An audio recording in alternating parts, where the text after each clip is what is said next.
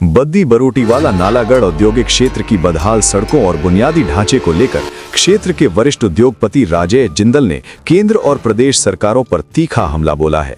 उन्होंने दो टूक शब्दों में कहा है कि सरकारों ने बीबीएन को केवल एटीएम मशीन बनाकर रख दिया है, जहां से हर साल अरबों रुपए का राजस्व तो वसूला जाता है, लेकिन बदले में विकास शून्य है। हमने प्रधानमंत्री मोदी जी से 5,000 करोड़ के पैकेज की बात की थी, क्योंकि हमारे बीबीएन में जब से अटल बिहारी वाजपेयी जी ने पैकेज दिया है, 22 साल आज 24 साल हो चुके हैं, 2026 आ गया है।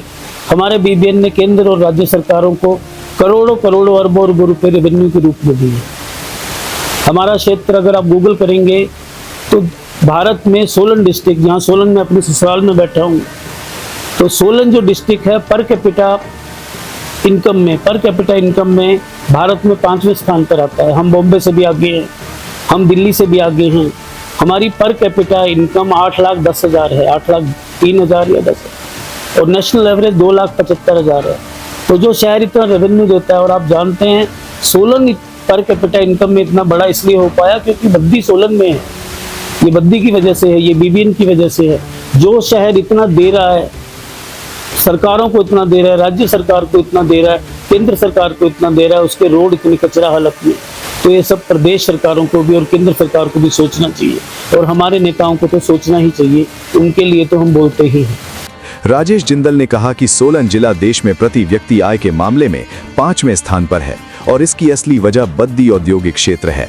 मुंबई और दिल्ली जैसे महानगरों से भी आगे सोलन की आय है, और ये सब बद्दी की देन है। फिर भी यहाँ की सड़कें गांव की पगडंडियों से बदतर हैं। और हमारे क्षेत्र की जनता का कोई कसूर नहीं है, बीबीएन ने सदा दिया ही दिया है। सनातन धर्म की अगर एक अवधारणा की बात करूं तो सूरज हमें रोशनी देते हैं, हम उन्हें देवता मानते हैं। जो समाज में अधिक देता है हम उसका सम्मान करते हैं, लेकिन बीबीएन की धरती का, बद्दी के लोगों का, हमारे बद्दी के लोगों को केवल लूटा गया है। हमें एटीएम समझा गया है, हमसे केवल पैसा लिया गया है। हमारे रोड आज किसी गांव से भी बदतर है। सरकारों की संवेदनशीलता पर कटाक्ष करते हुए जिंदल ने कहा कि सनातन संस्कृति में रोशनी देने वाले सूरज को देवता माना जाता है, लेकिन जो क्षेत्र पूरे प्रदेश को रोशन कर रहा है उसे सिर्फ लूटा जा रहा है। बद्दी की जनता और उद्योगों का आखिर कसूर क्या है कि उन्हें मूलभूत सुविधाओं के लिए भी तरसना पड़ रहा है। उन्होंने प्रधानमंत्री नरेंद्र मोदी और मुख्यमंत्री सुखविंदर सिंह सुक्खू से बीबीएन के लिए 5,000 करोड़ रुपए के विशेष पैकेज की जोरदार मांग की। जिंदल ने याद दिलाया कि पूर्व प्रधानमंत्री अटल बिहारी वाजपेयी ने कभी इस क्षेत्र को विशेष पैकेज दिया था, लेकिन 22-24 साल बीत जाने के बाद अब नए और बड़े पैकेज की सख्त जरूरत है। राजेश जिंदल ने साफ कहा कि बीबीएन का योगदान चंडीगढ़ से भी ज्यादा है, तो बद्दी की सड़कें भी चंडीगढ़ से बेहतर होनी चाहिए। आज हालात ये हैं कि सड़कें कूड़े के ढेर जैसी लगती हैं।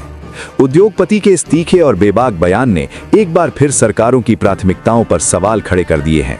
अब देखना यह होगा कि क्या बद्दी को उसका हक मिलेगा या बीबीएन यूं ही सरकारों के लिए एटीएम बना रहेगा।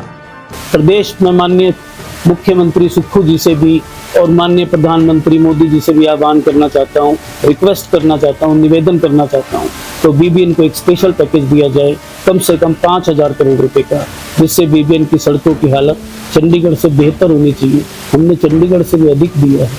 हमने इस 200 किलोमीटर के क्षेत्र में पूरे भारत को सबसे अधिक दिया है।